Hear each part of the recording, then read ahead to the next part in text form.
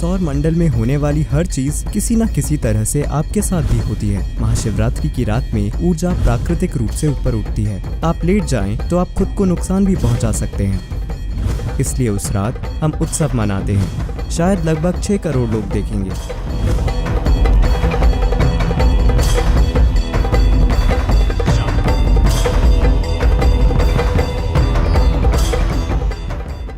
सद्गुरु, आप इतने तार्किक रूप से बोलते हैं कि वो मेरे मन को ठीक लगता है, पर साथ ही आप ईशा योग केंद्र में महाशिवरात्रि का धार्मिक त्यौहार बड़े धूमधाम से मना रहे हैं। मेरे जैसे युवा व्यक्ति के लिए ये धार्मिक त्यौहार पुरानी रस्मों जैसे लगते हैं। तो मैं जानना चाहता हूँ कि महाशिवरात्रि का युवाओं के लिए क्या महत्व है। धन्यवाद। What kind of festival would you like? आपको किस तरह का त्योहार पसंद है? शायद बस वैलेंटाइन डे या वैसा कोई त्योहार? वो भी धार्मिक है, वो संत वैलेंटाइन का त्योहार है। ठीक है, तो महाशिवरात्रि क्या है? आपको ये समझने की जरूरत है, भारत में साल में 365 त्योहार होते हैं। हाँ, आज आर्थिक स्थिति ऐसी है और हमने अपने काम और दूसरी चीज़ों को ऐसे व्यवस्थित किया है कि कई त्योहार खत्म हो चुके हैं। अब भी लगभग 30 से 65 त्योहार मनाए जाते हैं। शायद इससे भी ज़्यादा अलग अलग लोग लगभग 50 से 60 त्योहार मना रहे हैं। लेकिन ये संख्या भी घट रही है। लगभग 5 या 6 त्योहार बड़े पैमाने पर मनाए जा रहे हैं। तो उनमें से कुछ सामाजिक हैं,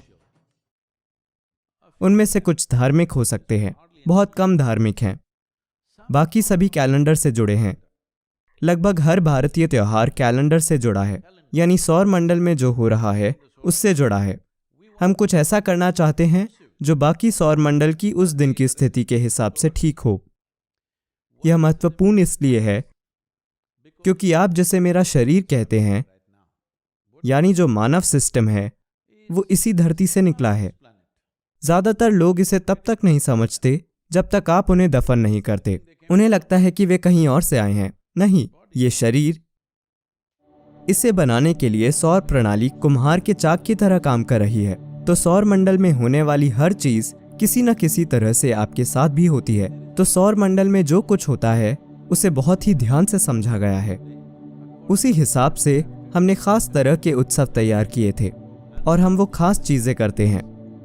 तो महाशिवरात्रि की रात, मैं इसे कम शब्दों में कहूंगा क्योंकि जो आपने पूछा है वो बहुत बड़ा विषय है। वो दिन जो हर साल उसी दिन नहीं आता। मॉडर्न कैलेंडर में इसकी एक ही तारीख नहीं होती। स्वाभाविक रूप से, क्योंकि धरती इस तरह से नहीं घूम रही, यह एक खास तरीके से घूम रही है और धरती थोड़ी झुकी हुई है। आप जानते हैं धरती किस तरह झुकी है? हेलो? झुकी होना सटीकता के संदर्भ में नहीं, मैं धरती के संदर्भ में झुके होने की बात कर रहा हूँ। धरती की धुरी बस इस तरह नहीं घूम रही है, यह इस तरह घूम रही है। इसकी धुरी झुकी हुई है, तो धुरी हमेशा घूमती रहती है। धुरी के घूमने के कारण धरती पर एक तरह की स्थिति बनती है। तो उस दिन विशेष रूप से उत्तरी गोलार्ध में या सिर्फ उत्तरी गोलार्ध में ऊर्जा स्वाभाविक रूप से ऊपर उठती है।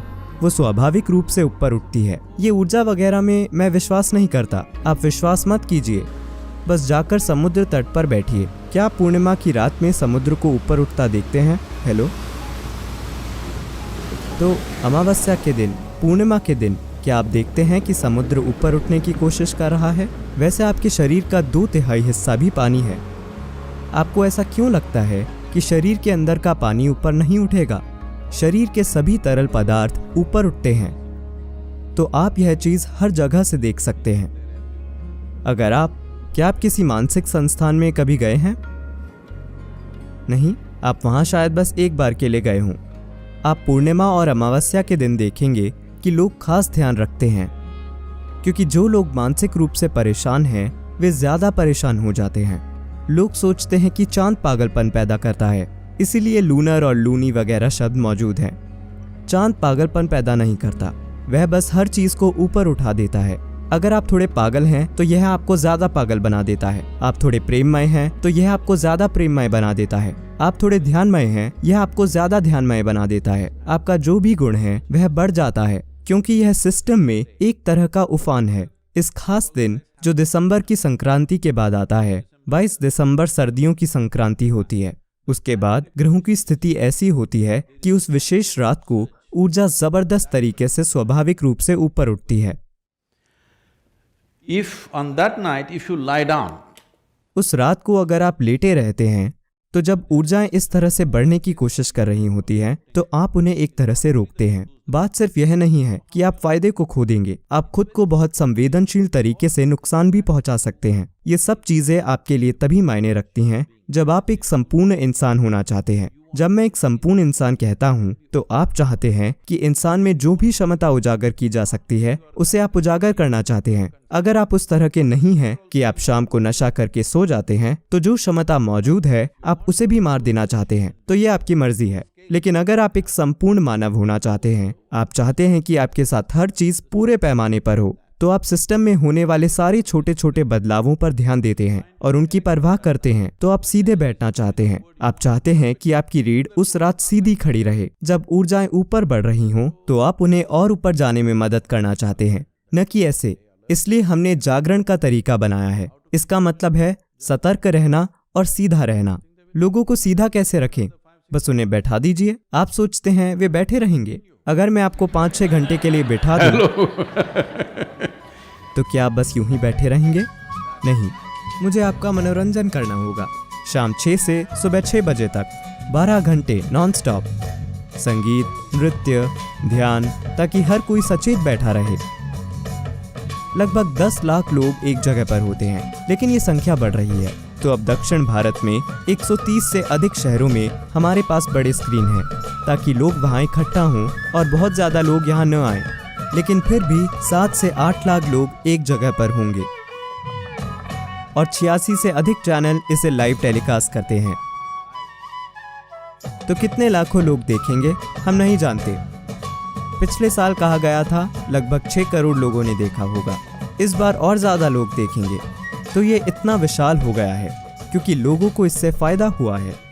आप उस रात एक काम करें, बिना किसी नशे या ड्रग के बस सचेत होकर बैठें। आपको उत्सव पसंद नहीं है तो आप बस ऐसे यूं ही बैठिए, यह आप पर है। तो आपको यह समझने की जरूरत है a human being needs celebration. कि इंसानों को जश्न मनाने की जरूरत होती है। अगर आपके जीवन में उत्सव होना है तो आपको हंसी खुशी की भावना लानी होगी, वरना कोई उत्सव नहीं होगा। ज्यादातर लोग तभी जश्न मना सकते हैं जब आप उन्हें शराब पिला दें। मैं आपको एक जगह 10 लाख लोग दिखाऊंगा, कहीं भी एक बूंद पीने की अनुमति नहीं है, लेकिन आप देखेंगे कि पूरी रात एक भी व्यक्ति नहीं सोएगा। हर कोई पूरी तरह से जागता रहता है।